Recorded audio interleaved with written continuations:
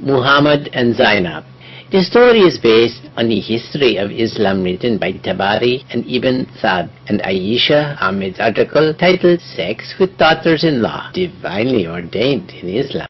Zaid bin Muhammad was a freed slave of Prophet Muhammad, and the Prophet then adopted him as his own son. Zaid then became one of the leaders of Muslim army. Zaid had already married and have children, but Muhammad married him with other women named Zainab. One day, Muhammad came to Zaid's house and looking for him. Zaid, where are you? Zaid was not at home at the time, and Muhammad found Zainab still on her bed.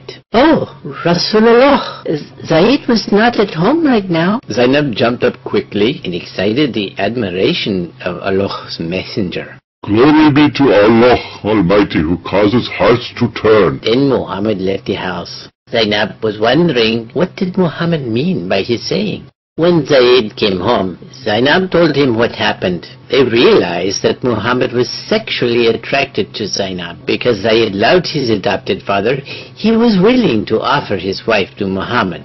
So Zaid came to the Prophet's house. Rasulullah, you are just like my own dad. If you are interested in Zainab, then I will divorce her so that you can marry her. No need to do that.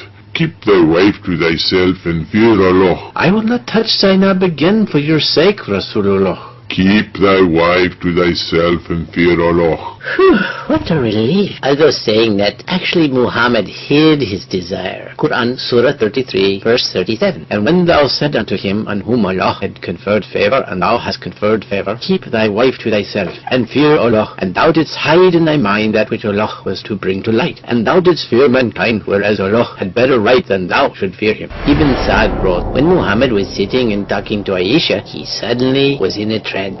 After that, he smiled and said, Who will go to Zainab to bring her the glad tidings that God from above gave her to me in marriage? I feel that your Lord hastens in fulfilling your wishes and desires. To make a long story short, Zainab was in Muhammad's bed within a few days. Quran, Surah 33, verse 37. So when Zayd had performed the necessary formality of divorce from her, we gave her unto thee in marriage, so that henceforth there may be no sin for believers in respect of wives of their adopted sons, when the latter have performed the necessary formality of release from them. The commandment of Allah must be fulfilled. In Arab culture, a daughter-in-law was like one's own daughter, irrespective of whether the son was biological or adopted. The news that the Prophet violated his own beloved son's wife enraged Madinans. They confronted him. Rasulullah, open the door!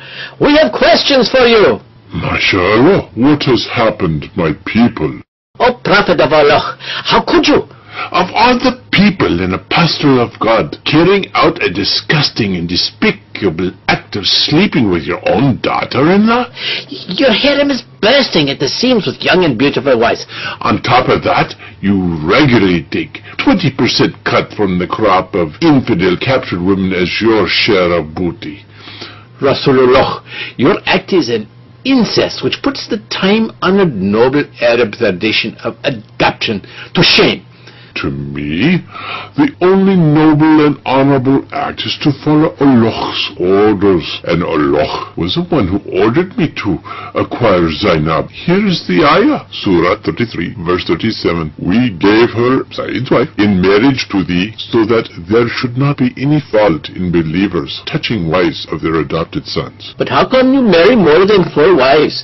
Wouldn't that still be called adultery? Oh, not at all, because I am allowed to have sex with my first cousins without marriage, and Zainab is the daughter of my aunt. Here's the ayah, Surah 33, verse 50. O Prophet, we have made lawful for thee the daughters of thy uncles paternal and aunts paternal, thy uncles maternal and aunts maternal, who have emigrated with thee. Prophet, are you sure that Surah 33, verse 50 was not brought to you by Satan, like he brought to you the satanic ayahs in Mecca? Oh, I don't get tricked by Satan anymore. I am dead sure that Jibreel brought it to me. Rasulullah, there is another matter which we'd like to discuss with you.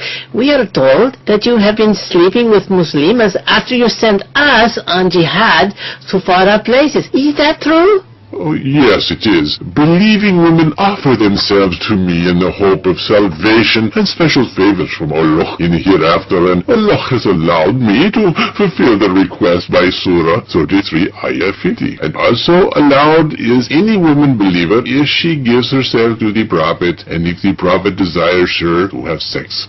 However, as you know, I'm a very busy man and cannot fulfill all requests. Besides, my wives get very antsy and jealous when I am with them. They also hate to see the long line of Muslims outside my room daily. Actually, your wives are the ones who informed us of this matter. They said that you get so drained and tired by the time you come to their rooms. You fall asleep right after prayers. Some of your younger wives look so jealous and outraged that we could have easily taken advantage of them, like Safwan bin Mu'attal is rumored to have done with the resentful and angry Aisha on the way back from Mustalik after you dumped her for Juwariya. You yourself believe she did it and had sent her to her dad's house. Allah is aware of that. That is why He has ordered my wives to be segregated and veiled from now on. You are not allowed to come to my home without permission anymore, and only allowed to talk to them from behind a curtain, if you must. Here is the revelation. Surah 33, Ayah 53. O you who believe, do not enter the house of the Prophet unless permission is given. And when ye ask of them, the wives of the Prophet, anything, ask it of them from behind a curtain. And Allah has also given stern warning to my misbehaving wives.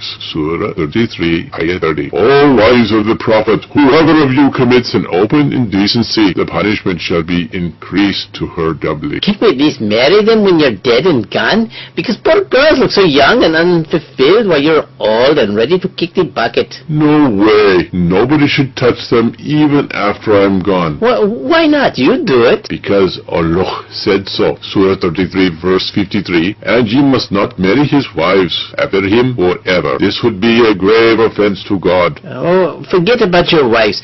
What about one-night stands with our cousins and other Muslims if they offer themselves to us? No one-night stands for you. You can sleep with them only if you marry them. Why not? You do it. Because one-night stands is a privilege only for me, not for anyone else. Here is the continuation of Surah 33, verse 50. That is a special privilege for thee, not for other believers. They are only allowed their married wives and their right hands But Prophet of Allah, does not Surah 33 verse 21 say you are a role model, and Surah 3 verse 31 says we are to follow your example if we love Allah? Allah said not to irritate your Prophet. And then those ayahs are really bullshit. Because when you indulge in incest and adultery, Allah endorses it right away. And when we want to follow you and do the same, Allah calls it adultery and calls for flogging and stoning. Why? Allah said not to irritate your Prophet, and you are irritating the hell out of me. Surah 33, verse 53. It is not right for you to annoy and irritate the Prophet of God. Can't we even ask questions? No, if you ask questions, you will end up getting beheaded. Where does it say that in the Quran? Sure it does.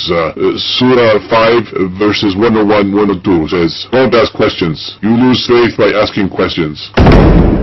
The moral of the above fill-in-the-blank Quranic story. Your brain is like your donkey, and Islam is like a mosque. You can ride your donkey anywhere you want, but when you enter the mosque, leave your donkey at the gate.